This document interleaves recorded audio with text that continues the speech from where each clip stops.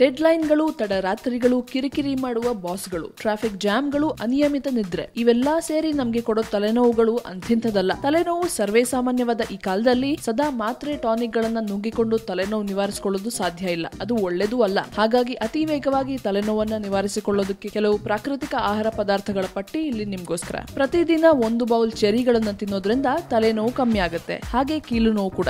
Capsicum ರಸವನ್ನ ಚೂರೇ ಚೂರು ಮೂಗಿಗೆ ಹಾಕೊಂಡ್ರೆ ಮೈಗ್ರೇನ್ ಮತ್ತಿತರ ಟ್ರೈಜೆಮಿನೋ ವ್ಯಾಸ್ಕ್ಯುಲರ್ ತಲೆನೋವುಗಳನ್ನ ಬಗೆಹರಿಸುತ್ತೆ ಅಂತ ಹೇಳಲಾಗಿದೆ. ಹಸಿ ಶುಂಠಿ ಬೇರನ್ನ ಅಗಿಯೋದ್ರಿಂದ ಮೈಗ್ರೇನ್ ಮತ್ತು ಅದರೊಂದಿಗೆ ಬರೋ ವಾಕರಿಕೆ ಮತ್ತು ಅಜೀರ್ಣದ ಸಮಸ್ಯೆಗಳು ಕಮ್ಮಿ ಆಗುತ್ತೆ. ಚಕ್ಕೆ ಹುಡಿ ಅಥವಾ ಚಕ್ಕೆ ತುಂಡುಗಳನ್ನ ಬಳಸಿ ಚಹಾ ಮಾಡಿ ಸೇವಿಸೋದ್ರಿಂದ ತಲೆನೋವು, ವಿಶೇಷವಾಗಿ ನೆಗಡಿಯಿಂದ ಉಂಟಾಗೋ ತಲೆನೋವು ಮತ್ತಿತರ ಆರೋಗ್ಯ ಸಮಸ್ಯೆಗಳು ಪರಿಹಾರ ಆಗುತ್ತವೆ. ಗರ್ಭಿಣಿಯರಿಗೆ ಮಾತ್ರ ಚಕ್ಕೆ ಒಳ್ಳೆಯದಲ್ಲ. ನಿಂಬೆ, ಸೇಬು, ಪೆಪರ್ಮೆಂಟ್ ಮತ್ತು ಶುಂಠಿಯಂತಹ ಆಹಾರಗಳನ್ನು ತಿನ್ನೋದ್ರಿಂದ ಸೆಖೆಯಿಂದ ಉಂಟಾಗೋ ತಲೆನೋವು ಕಮ್ಮಿ ಆಗುತ್ತೆ.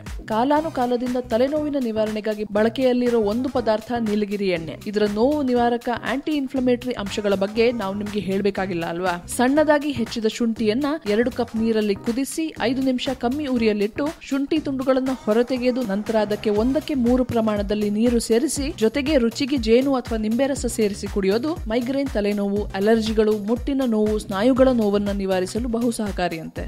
50 ಗ್ರಾಂ ಜೀರಿಗೆಗೆ 50 ಗ್ರಾಂ ಜೇನು ಸೇರಿಸಿ ಈ ಮಿಶ್ರಣವನ್ನ ತಾಜಾ ನಿಂಬೆ ರಸದಲ್ಲಿ ನೆನೆಸಿ ಬೆಳಗ್ಗಿಂದ ಸಂಜೆಯವರೆಗೆ 7 ದಿನಗಳ ಕಾಲ ಒಣಗಿಸಿ ನಂತರ ಮೈಗ್ರೇನ್ ನಿವಾರಣೆಗಾಗಿ ಈ ಮಿಶ್ರಣದ 1 ಚಮಚ ಖಾಲಿ ಹೊಟ್ಟೆಗೆ ತಿನ್ನಿ. ತಲೆನೋವನ್ನ ನಿವಾರಿಸೋ ಈ ಟಿಪ್ಸ್ ನಿಮ್ಗೆ ಇಷ್ಟ ಆಗಿದ್ರೆ ಲೈಕ್ ಮಾಡಿ, ಕಮೆಂಟ್ ಮಾಡಿ, ಶೇರ್ ಮಾಡಿ. ನಮ್ಮನೆ ಡಾಕ್ಟರ್ಗೆ ಸಬ್ಸ್ಕ್ರೈಬ್ ಮಾಡಿ.